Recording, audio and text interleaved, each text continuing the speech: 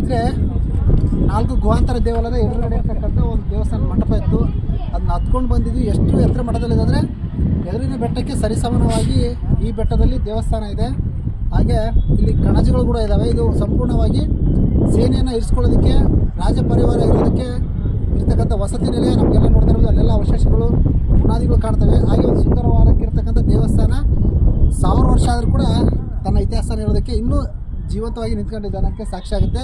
ಹಾಗೆ ನನ್ನ ಹಿಂಬದಿ ಆ 4 ಗುಹಾಂತರ ದೇವಾಲಯಗಳನ್ನು ಕೂಡ ತೋರಿಸ್ತೀನಿ. ನೋಡ್ತಾ ಇದ್ರಲ್ಲ, ಇಡೀ ಬಾದಾಮಿಯ ವಿಹಂಗಮ ನೋಟ. ಬಾದಾಮಿ ಈಗ ನಗರವಾಗಿ, ತಾಲೂಕು ಕೇಂದ್ರವಾಗಿ ಸಂಪೂರ್ಣ ದೊಡ್ಡದಾಗಿದೆ. ಹಾಗೆ ನಿಮಗೆ ಜೂಮ್ ಮಾಡ್ತಾ ಇದ್ದೀನಿ ನೋಡಿ. ನಾವು ನೋಡ್ತಕ್ಕಂಥ ಗವಿಗಳು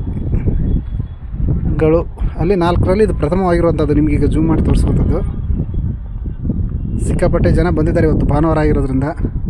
ಅದರ ಎದುರಿಗಿನ ಬೆಟ್ಟದಲ್ಲಿ ನಾವಿದ್ದೀವಿ. ಒಂದು ಸುಂದರವಾದ ದೇವಸ್ಥಾನ ಇದೆ. ಈ ಸಂಪೂರ್ಣ 2 ಕಡಿದಾದ ಬೆಟ್ಟಗಳ ಮಧ್ಯೆ ಕೋಟೆಗಳನ್ನು ಕಟ್ಕೊಂಡಿದ್ದು. ಅಲ್ಲಿ ಒಂದು ಬತೇರಿ ಇದೆ ನೋಡಿ. ಹಾಗೆ ಕೆಲವೊಂದು ಆಕೃತಿಗಳು ಕೂಡ ಇಂಡೋ ಸಾರ್ಸನಿಕ್ ಶೈಲಿ, ಅಂದರೆ ಚಾಲುಕ್ಯರ ನಂತರ ಆಡಿರ್ತಕ್ಕಂಥ ರಾಜಮನೆತನಗಳ ಅವಶೇಷಗಳು ನಮ್ಗೆ ಕಾಣ್ಬೋದು. ಇಲ್ಲಿ ನೋಡ್ತಾ ಇರ್ಬೋದು. ಸಂಪೂರ್ಣ ಒಂದು ರಹಸ್ಯಮಯವಾಗಿರ್ತಕ್ಕಂಥ ಸ್ಥಳ.